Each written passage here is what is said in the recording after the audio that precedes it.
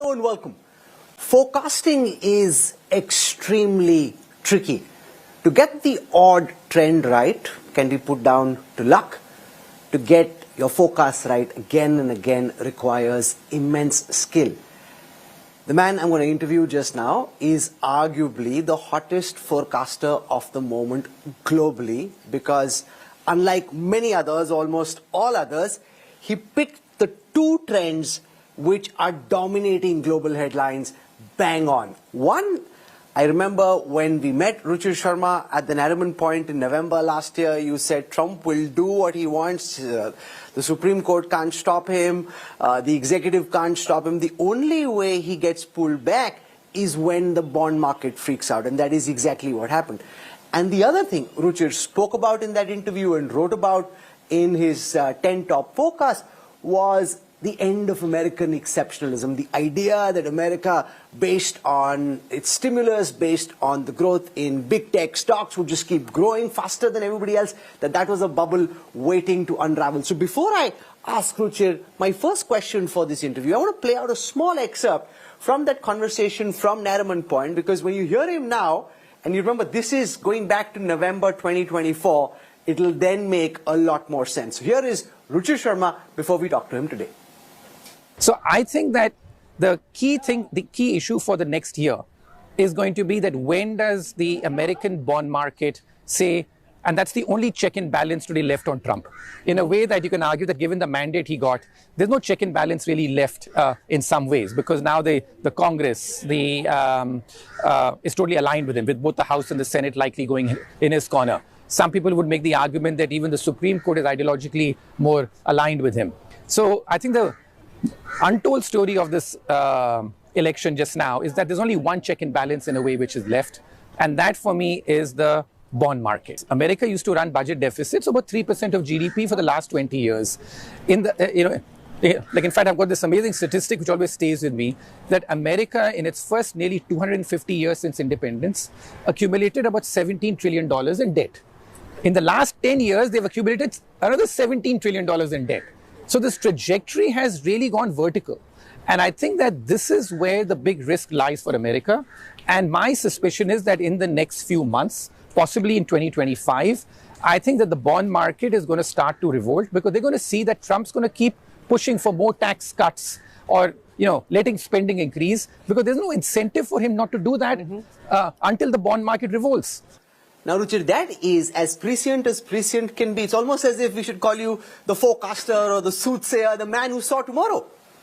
I don't know, Rahul, like in terms of just having watched trends for the last 30 plus years since I started writing at a young age, I think that the one thing which you get conditioned to is to see when there's far too much groupthink, when everybody around you is saying exactly the same thing. And that is when I find that markets and the economic profession itself tends to be the most vulnerable. And that's the sense I got late last year, which is that everybody in the world thought the only place worth investing in is America. And so therefore I tagged that at the mother of all bubbles. That how can you have a situation where 80% of all the capital flows into stock markets around the world was going into just one country? That's what's been the trend this decade. That something was bound to snap it. Now, of course, people are saying that Trump is the one who is pricking this bubble, but somebody else put that air in the bubble in the first place. Sure. And I think that that's what's happening now, that the expectations were far too elevated, that the American stock market, the American economy had already outperformed for many, many years. And people were expecting that to just continue, extrapolation. So in forecasting, one of the very basic rules is that extrapolation is the single biggest mistake people make. Which is also why people who matter listen as carefully as they do to Ruchir Sharma. I want to quote to you one paragraph from an article Ruchir wrote, and then what we'll do is use this opportunity to get Ruchir to forecast out from here, because so much has changed between January and March. So let's see what he can come up with. But let me read what he's written. If the past is prelude, Trump 2.0 will not play out as most investors expect. Ironically, continuing faith in American exceptionalism assumes that under Trump, the world will see more of the same trends it saw under Joe Biden. US dominance of the global economy and markets led by its big cap tech businesses. But those trends are already very extended and vulnerable to forces larger than the US president-elect. For a variety of reasons, competitive churn could return to global markets in 2025 and lead to seismic shifts. It's almost as if, to the dot, you're calling the future. It's quite incredible. That, in terms of that these things happen. So I think the key thing, as you said, is that this has happened. Now what? And my suspicion here is that these are very long-term trends, which is that the US market and the US economy, after the global financial crisis of 2008-2009, had been on a tear, had dominated the world. The US stock market had come to be nearly 70% of the global stock market capitalization. 80% of all the incremental flows were just going into one market. And this process has only just started to reverse. The dollar was about the most overvalued that it had been in its floating rate history, which dates back to the early 1970s. So, when something is so overvalued, it is telling you that it is set up for disappointment. And I think that's what's happening under Trump. And the other thing which I think that a lot of people have underestimated is the fact that why is Trump doing what he's doing, right? So a lot of people think that this is all just madness and stuff. I sort of believe that there's a certain method to the madness, which is that what he's doing in terms of some of the tactics he's using and all are possibly wrong. But he sort of has identified that many Americans were not happy with the way the economy was performing. Inflation had been very high for the last few years under Joe Biden in particular, and also the fact that for the average American, they were not seeing the benefits. The stock market's doing well, but who owns the stock market? It's mainly the top 10 or 20%. The bottom 80%, they were not getting any benefit from this great tech boom, the stock market boom. So it was a very stratified economy. Now Trump, as a populist, has been able to identify that the average American is not happy with this and they want disruption. Now, I think that disrupting it through tariffs is possibly the wrong way to go about it. Had he done more disruption by reducing the role of the government, which I think is a real problem for many Americans, I think that the results would have been better. But at the core of it, I think we have to admit that the American economy was a bubble. It was artificially juiced up by the government, and the average American was not happy with the way the American economy was performing. So identifying that was the key thing. And once you sort of identify that, then you can see that some disruptor is going to come to office and sort of start doing stuff which is not acceptable to the status quo and the elites. So here's what I hope to do, Ruchir. I'll pick different sectors of the global economy and get you to forecast, right? And wherever you think it's too tough, you can say you don't want to, but wherever you can give it a shot, let's do that. So let's start with whether Trump stays the course on tariffs. And that's really the big question, because he announces tariffs, there's some kind of a blowback, the bond market freaks out, or his billionaire tech friends put pressure on him, he backtracks. And that's the one critical question. Does he stay this course, or does he pull back? I think that he's already pulling back, right? So which is that, someone once gave me, someone who knows Trump very well, and I think there's been a lot of psychoanalysis of the man. But I think that one observation that someone gave me really stayed with me, in fact. He said that, he's also been a developer and known Trump really from the early days. He says that Trump's style of operation is such, which is that every time somebody walks into a room, he loves to throw a bomb at a grenade and see what happens and adjust his style. So that's what Trump's doing all the time. And the other related observation he made was that Trump's style of bargaining tends to be that, let's say he thinks that something is worth $100,000. He will start by telling you that it is worth $1 million. It's called the anchoring bias, right? Which is that you anchor the expectation such, and in the end, if he ends up getting $150,000, he thinks that's a victory. It's very far from what he said at $1 million. 100,000 is the true value, and he claims it's a victory. Now, of course, all the critics will say, what a come down, that you asked for $1 million and you only got 150. In his mind, he thinks, I asked for 100, I got 150 for this. That's a victory for me. So I think there's some of that happening with the tariff negotiations as well, which is that in his first term, the tariffs went up very slightly. The average effective tariff rate in America went up, I think, from 1% to 2.5%, mainly directed at China, the average effective tariff rate. I think under this presidency, there is a base case that you can take that the average tariff rate is going to be about 10%, which is still a significant shift. But it's nowhere near the average of 25-30% type tariff rates that he has spoken about. in that famous April 9th announcement or Liberation yeah, Day. Liberation Day, of course, was earlier, but April 9th was when it got all implemented. That was the peak shock day when those tariffs. We woke up in the morning; those tariffs were there until he, unwound it that very day. So I think that that's where we're going to be at, which is that we saw peak tariffs on April 9th, and we know what the base is, which is that we're not going back to the 2.5% world either. He's trying for something in the middle. The only risk with the strategy is of an accident happening, because you're playing in some way a big gamble out here. What could this accident be? China. And I think that's what's the real worry, which is that his sort of strategy is that, and this comes from a bit of hubris about America as well, which I think permeates both the parties out there at the top, that, we are the world's largest economy, we are the world's largest customer, where else will people go, where else will the money go, they have to come to us, right? So he's got that basic assumption. The biggest mistake that can happen here and lead to an accident is if China says, fine, you want to play this hardball, so will we. We are not going to come and negotiate with you. So that is where the danger happens, because he wants a deal with China. He wants the negotiations to happen where he gets a deal with China and show that they punish China to some extent. But at the end of the day, he wants some deal to happen. He seems to also be getting frustrated that China isn't coming to the negotiating table just yet. It's impossible to say for sure, but what's your best sense? Does Xi Jinping plan to hold out, or is he also just playing double bluff? Well, it's impossible to know this, as I said, but I think that in terms of the fact that already what China has done, I think has gone a bit against their calculations. That's the accident which has sort of happened. Therefore, the nervousness in the markets, because even if you look at what happened, it's a very telling sign, which is that when he announced that tariffs on Liberation Day, the first reaction was bad, but not a panic. The real panic set in when China decided to retaliate. All the other countries in the world said, we will wait to retaliate, we will negotiate.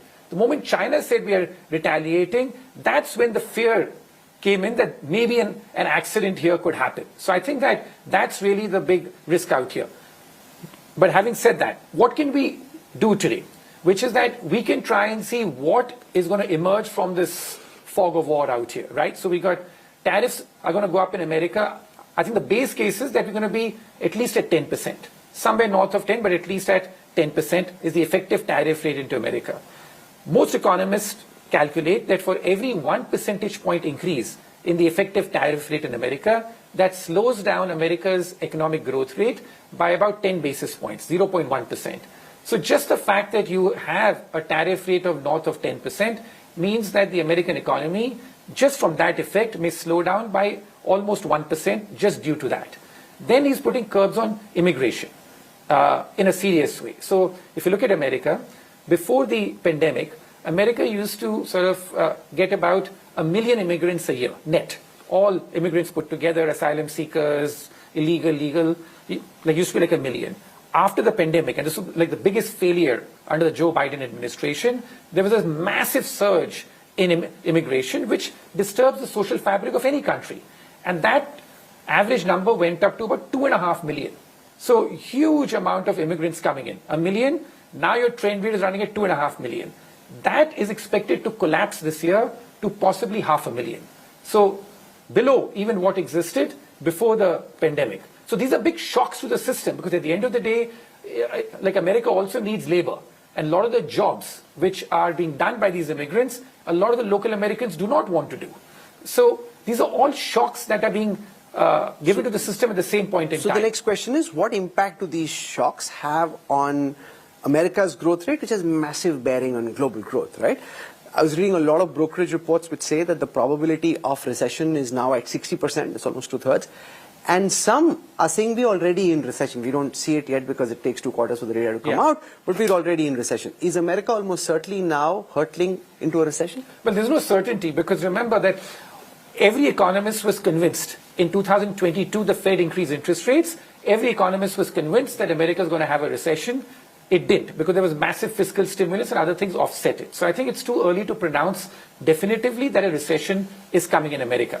But I think that what I'm seeing around the world is the fact that, and this is what I sort of had written about as well, that whether Trump makes America greater again is debatable, and the evidence is against that just now, but he may make the world great again.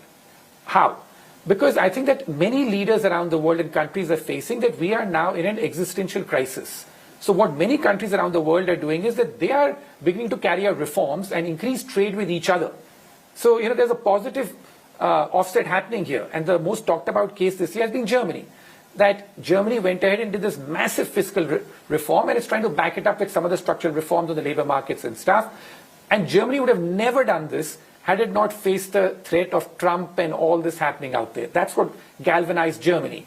And we look at countries like India too. So let's spend some time on India, because the critical question from the perspective of all those watching is, what impact does this have on India's growth? Let's just spend a moment on growth and then we'll deal with regulatory cholesterol and what we can do in terms of cleaning up our act.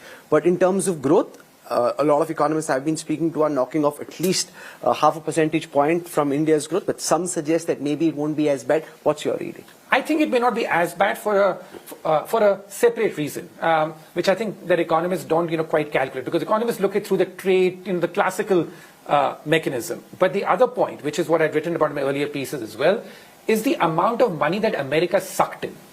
Right? So all the capital in the world was just going to America this decade.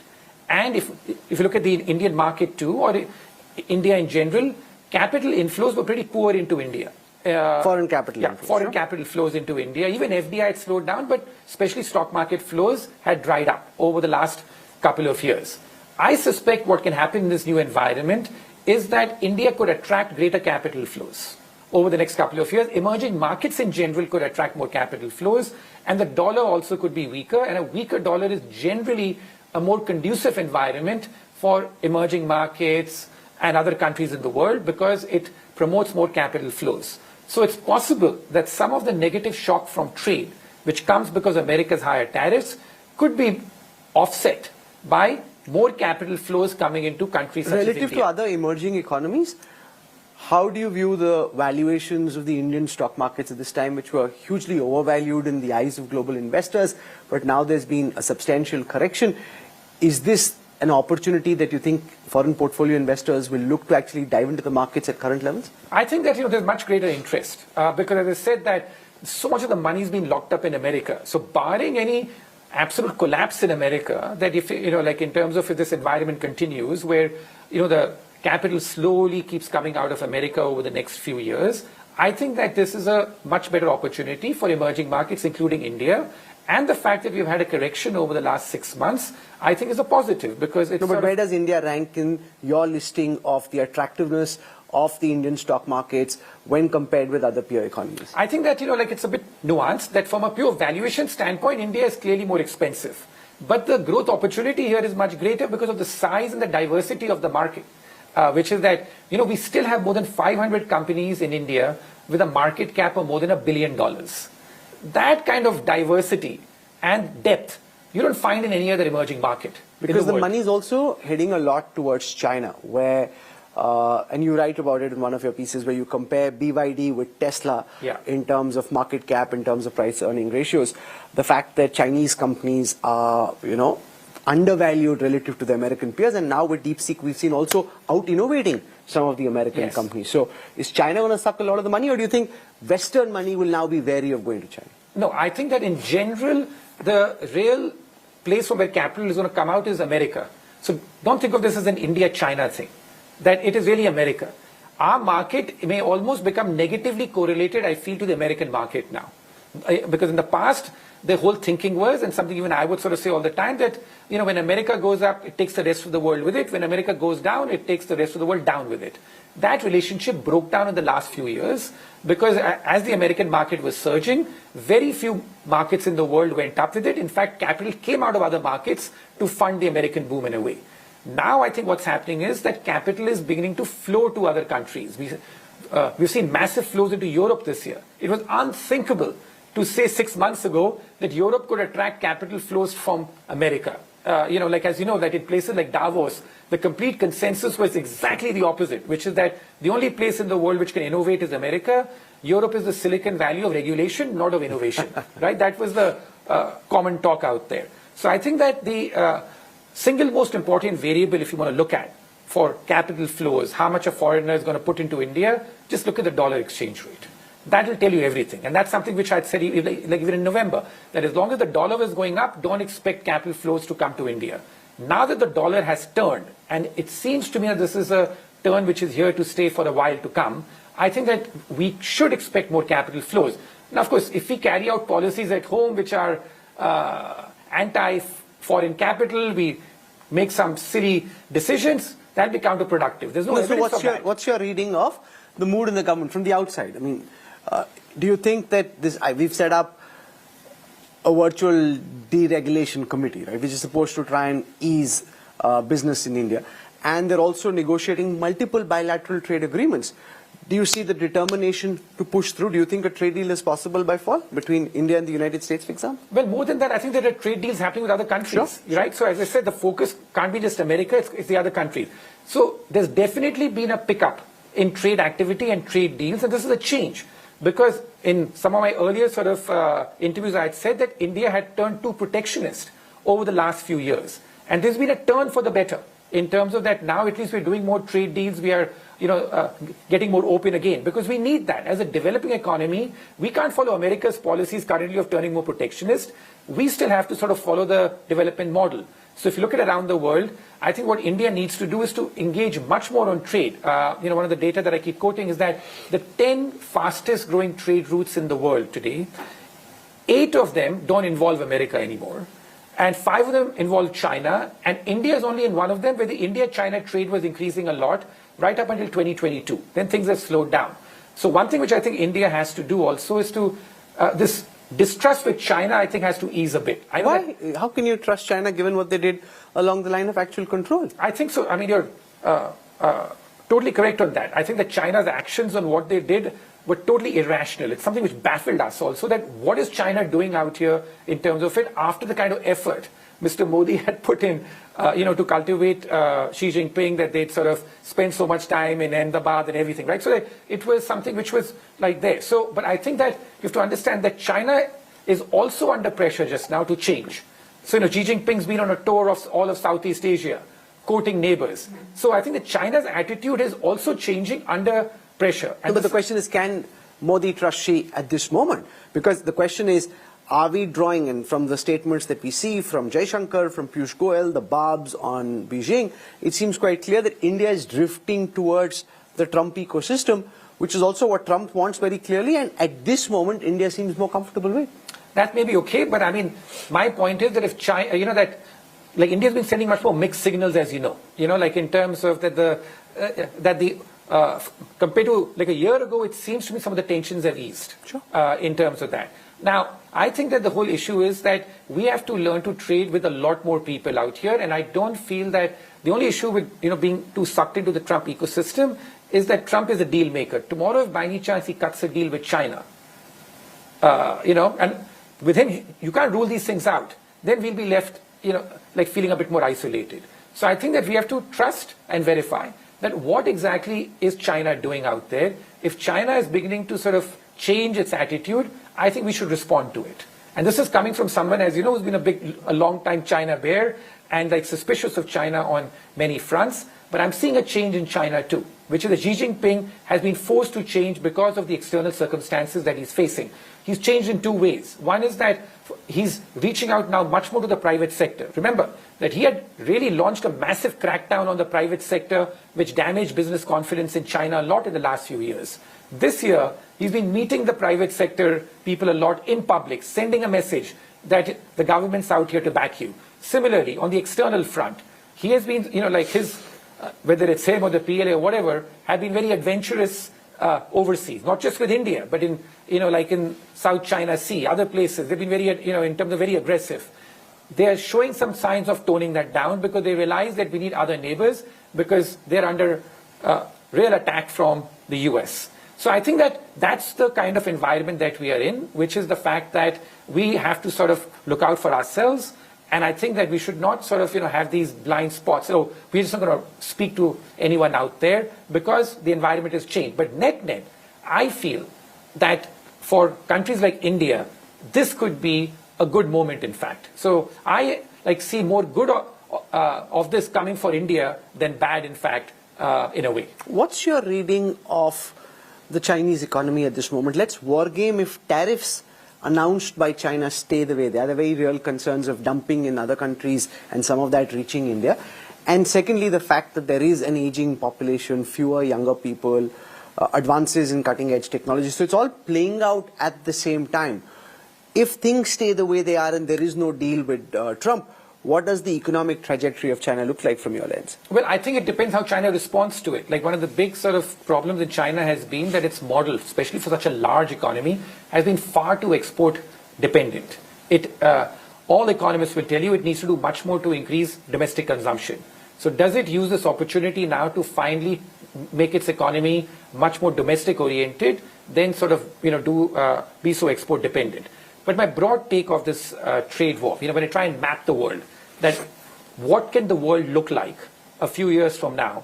And I feel that, that old saying is that when two elephants fight in the jungle, everybody gets trampled. Here I feel a bit of the opposite is going to happen, that the big losers of this are going to be US and China. Both. On a net basis in the next few years. And the winners could be the countries like India, Brazil, some of the European places where the domestic economy is large enough and yet trade plays some role, but not an oversized role. Because some of the very smaller economies, those which have been very export dependent, particularly to the US, that model is under threat because even the Trump administration now backs down a lot of the tariffs. Every business person in America is going to think twice before setting up factories too much abroad, because they know this threat is now there.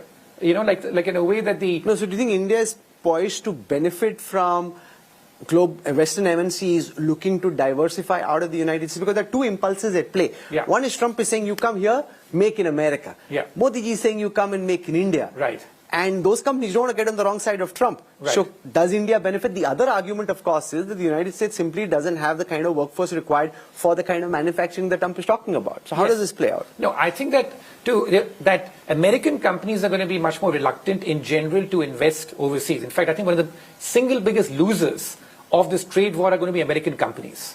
Because if you look at what's happened in the last couple of decades, really, since 2000, when globalization really took off with China entering the WTO, the profit margins of these American multinationals and American manufacturers exploded because they sort of were able to go and set up supply chains wherever they wanted, lowered their costs, and were able to pay people overseas, often for doing the same job, much lower salaries, right? So their profit margins exploded, the profitability exploded, which was great for stock market and shareholders and stuff.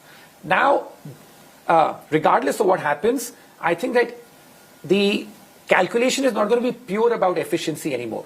It's going to be about the fact that, like, I don't want to do something of being too overexposed to global supply chains where something may happen at some point in time. So I think that's going to hurt the profitability of American companies.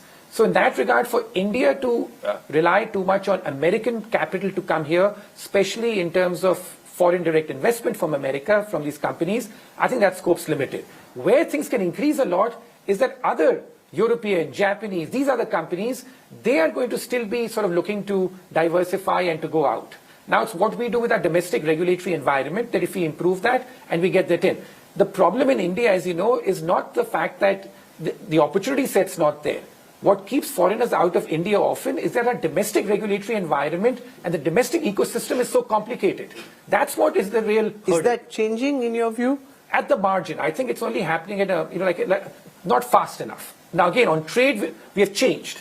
I still don't see our regulatory agencies, etc., playing such a supportive role for foreign capital. That's what I'd like to see much more for us to attract far greater flows. Also, it's quite clear that while almost half the trade happens between China and the United States, it's very clear that trade between other countries, other blocs, not China, not the US, is increasing. How can India benefit from that? What are the levers we should be pulling? Well, I said, we should have been part of regional trade agreements. We should be part of, and do more bilateral deals. And even in our own region, I think one of the things I've long spoken about, that one of India's biggest development weaknesses is around the world, South Asia trades the least with each other. I think it's only parts of Africa where the intra-regional trade is comparable to India. All the booming economies around the world trade a lot with each other. Southeast Asia has shown that. So I think that we just have to sort of figure out how to become less America dependent. I think every leader in the world, every country in the world today is thinking, how do we become less America dependent? Because today, in the short term, everybody wants to deal with America because the shock is too great of not doing a deal. Everyone's doing that. But over the long term, what are people going to do? People are going to be, how do we become less dependent on America? I think that's the single biggest thing that are taking away. And you know what? This started, in fact, I would say, in a very clear way in 2022. What happened in 2022 was when the kind of sanctions that America imposed on Russia, and the way Russia was completely thrown off the grid, that's when something began to happen, that a lot of the central banks around the world said, we don't want to put so much of our FX reserves in just the dollar, we want to start buying gold and other things. So, because the fear, and this was true even among Indian and Brazilian, like even though they were on good terms with America then, the fear was the fact that if America can do this to Russia one day, what prevents it from doing it to us under some pretext another day? So this trust in America has been declining gradually, and you know, when something declines gradually, but it's accelerated dramatically in the last couple of months. So companies, countries around the world are all thinking today, how do we reduce our dependence on America? As the confrontation between the United States and China escalates, is this going to be a war to the finish where ultimately there is one winner? Or do you think that two massive giants and they have to find a way of making peace with each other or living with each other, and the world then gets divided into two blocks? What's your reading over the future world order looks like? I don't think it's hard to sort of talk about like two blocks coming up as such. I think that a lot of countries from India to Indonesia, the attitude I see is that all these countries want to remain as independent as possible. They don't want to be seen in one camp or the other. So I think that this this battle goes on now. And remember that in America there are still a couple of things which could prevent this war from escalating further. One, in the short term, is that even these tariffs, there could be some obstruction from the courts about these tariffs. That is still a very live issue. Now, Trump will find some way of doing it, but that may at least reduce the scope of the kind of tariffs he can do.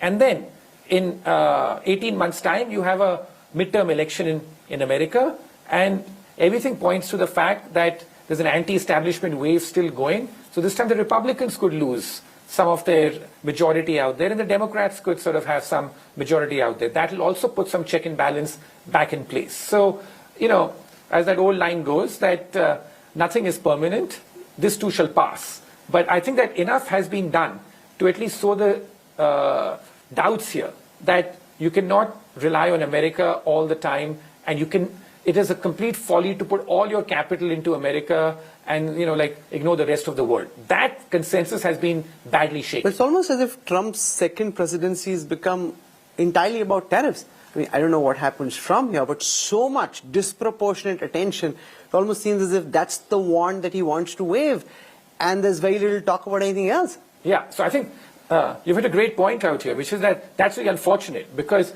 if you talk to people in the administration and stuff, they will tell you about how much they've done to close the borders. That they've really, the level of illegal immigration into America has come down significantly, but there's been collateral damage. There are so many people on this trip of mine to India that I've spoken to who are fearful of traveling to America, not knowing what's going to happen at the airports, right? So this collateral, the problem is that even where he's doing some things which are right, of cutting down illegal immigration and stuff, the tactics being used are so heavy-handed that the collateral damage is a lot. So like America, I think tourism is about 2.5% of GDP or something like that, and the bookings are down about 25%. For this season. So there's collateral damage. Why wouldn't you want tourists? But now, because you want to stop illegal immigrants, you've given, like in India, we have faced this. And the moment you give the government too much power at any agency, they are bound to misuse it. And that's what's happening in America today as well. I started this interview by quoting from one of your pieces. I'll end with that as well. You write that the global economy moves in cycles and that creative destruction, once a hallmark of capitalism, is either dead or dormant.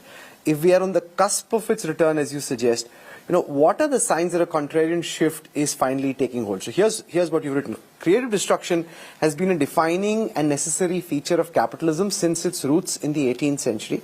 Either it's dead or dormant and poised for a comeback. My bet is on the comeback. That would herald a belated return for contrarian investing, starting with the shift away from the US and its top tech companies. This was earlier. If you had to take a contrarian bet now, what would it look like? No, I think that, you have to be very selective about when you take contrarian bets, because of the fact that trends don't keep turning every year. But, in terms of, you have some variations every year. So I feel that this is a multi-year trend. So in fact, the domination of these top tech companies around the world in America, coming from America, I think had gotten too excessive. That how can these same companies dominate all the time? And it was leading to all sorts of, again, problems in America. There were so many towns in America dominated by just one employer of that one company. And then the labor was feeling very squeezed. That, if you have to only work for one company, we have no choice. This is very demeaning for us in the way they have to deal with it. So I think the basic point about creative destruction is that the same companies, if you look at the top 10 companies in the world every decade, there should be churn. New companies come up, very few are holdovers from the past. This decade, that was not happening. Now, in a perverse way, what Trump has done is to have accelerated the decline of those companies. So I doubt very much if these companies, all these top tech companies, are going to regain their halo that they once had. At one point in time, it just seemed as if these companies were going to dominate the world. I think that has been cracked. And it may have been cracked the wrong way, but I think that the decline of these companies, the relative decline of these companies, is a positive. Well, this has been a fascinating conversation. And I think especially because you got all your past forecasts right, people are going to be latching on to every word, try and find meaning and context in what you've said. Ruchir Sharma, for taking our time. Thank you very much. Thanks, Rahul. Thank you.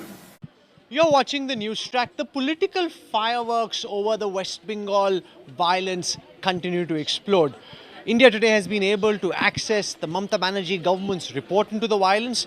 BJP State President Sukanta Majumdar has alleged that there is a PFI angle to this entire violence. Here's the latest reportage on the Murshidabad violence.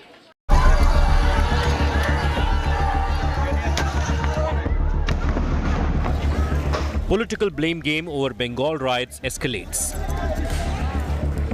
Murshidabad communal violence victims led by State BJP Chief Sukanta Majumdar met Governor C.V. Ananda Bose and DGP Rajiv Kumar at the police headquarters on Thursday. हमने governor साहब को पूरा बताया कि what is the situation there, and as well as the locals, those could flee from there, and they are in the refugee camp. They also described the atrocities happened on them, and governor was very concerned. Honorable governor was very concerned, and he will visit the places tomorrow.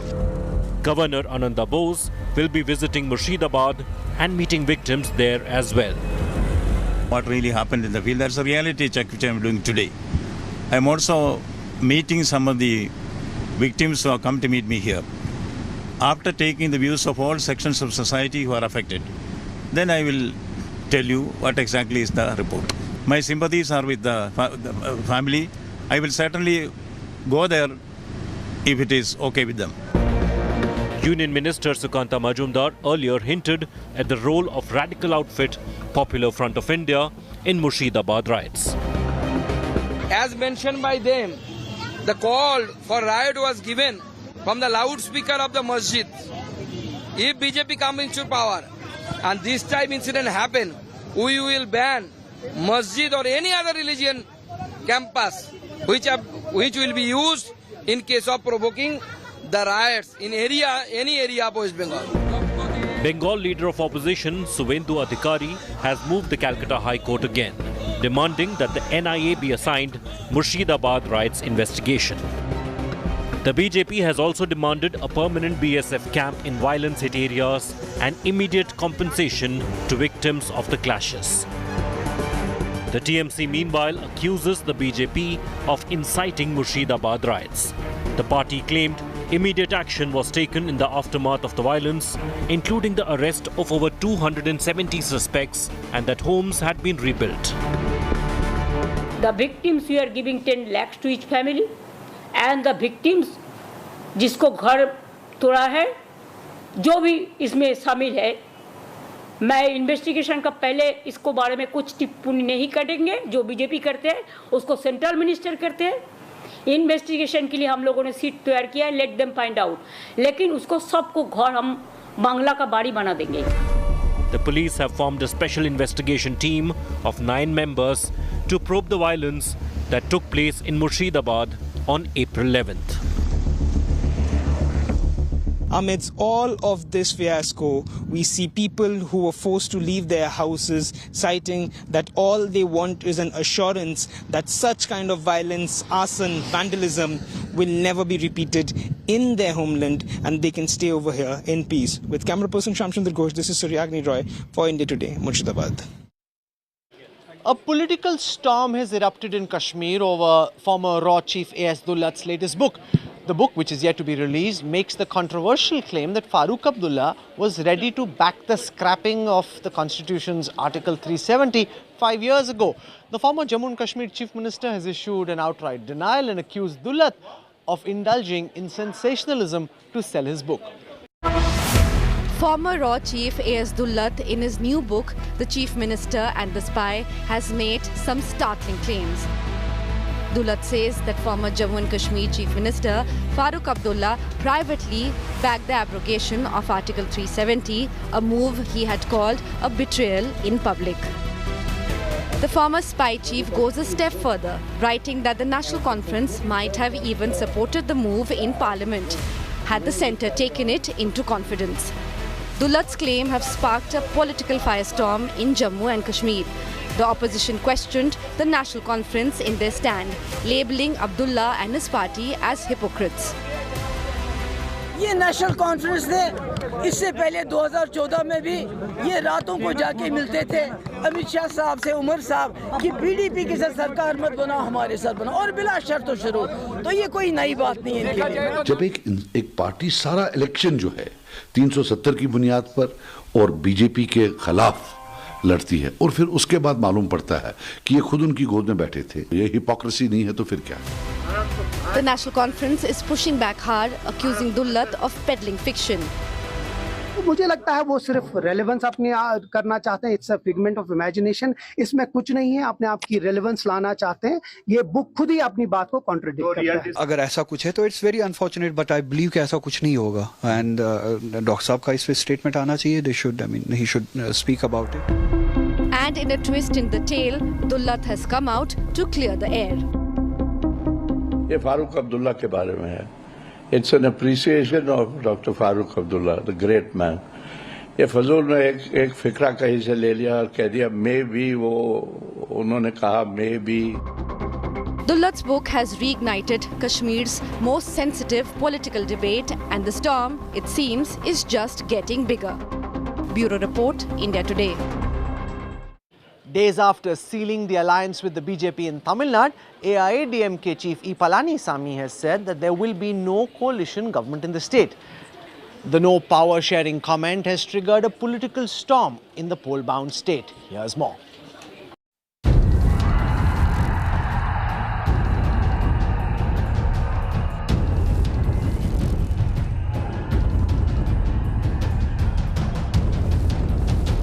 The AIADMK and BJP are back together.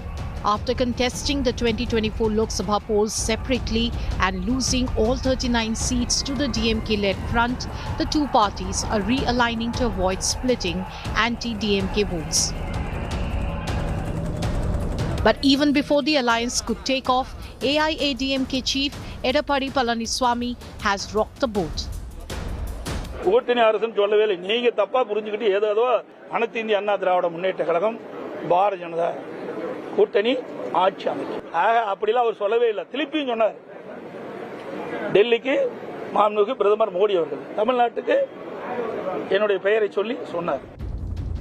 Just a week ago, while sharing the dais with EPS, Amit Shah had claimed the two would form the state government together, but sources suggest talks on cabinet sharing will happen only after a win. ADMK और भाजपा का ये जो alliance का मतलब मिलके राज्य यहाँ पे बनाएंगे क्या पूछ रहे हैं? जी, हम साथ में सरकार बनाएंगे। हम चुनाव एडापाड़ी जी के नेतृत्व में लड़ेंगे। अगर जीतेंगे तो भाजपा के जो एमएलए ना मंत्री बनेंगे, क्या पूछ रहे? वो हम जीतने के बाद तय करेंगे। मैं कोई कंफ्यूजन छोड़ना नहीं चाहता। डीएमके के लिए हम एडापाड़ी जी के नेतृत्व में चुनाव लड़ेंगे। Had they joined forces in 2024, the NDA might have won up to 13 seats. While AIADMK is strong in rural areas, the BJP brings urban and youth support. Together, they hope to challenge the DMK's dominance. With Stalin's solid alliance and superstar Vijay's entry shaking things up, 2026 assembly poll is shaping up to be a fierce contest. Bureau Report, India Today. Weeks after a wife chopped off her husband's body and sealed it in a drum, comes another sordid story of a wife killing her husband. This time, the wife tried to pass off the murder of her husband as death by a snake bite. A couple of days ago, Amit was found dead in Meerut, Uttar Pradesh, and a snake was recovered from under his body. It was reported that Amit died of snake bites. But now there is a twist in the tale. The local police have now unearthed the real conspiracy. Amit did not die of snake venom, but he was killed by his wife Ravita. It was she who hatched the poisonous plot. Ravita was allegedly having an extramarital affair and plotted to kill her husband. She strangled Amit and placed a snake under his body, so his death appears to be from a snake bite. इसका कारण throttling है, जो throttling smothering, जो गला कह लीजिए कि सांस फूलने से मृत्यु होती है। तो उस विषय में विस्तृत जांच की जा रही है और जो विधिक कार्यवाही है उनके परिजनों से संपर्क करके थाने के द्वारा की जाएगी। It was the autopsy that revealed the true extent of horror. Amit was rushed to the hospital on suspicion of being poisoned by the snake. The hospital declared him brought dead. Post-mortem was then ordered, which revealed that Amit died of strangulation, not snake bite. Both the accused, Amit's wife Ravita and her friend Amardeep, have now been arrested.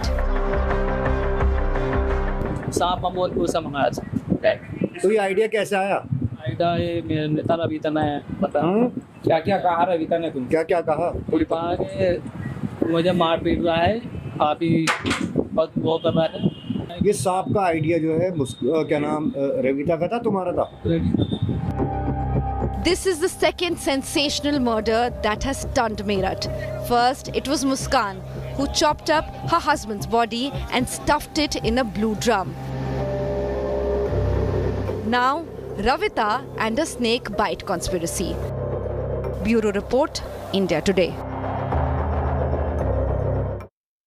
This is where I wrap up the news track tonight. For your time and your trust, thank you very much. I look forward to seeing you at 8 p.m. tomorrow evening. Till then, from all of us here, goodbye, good night.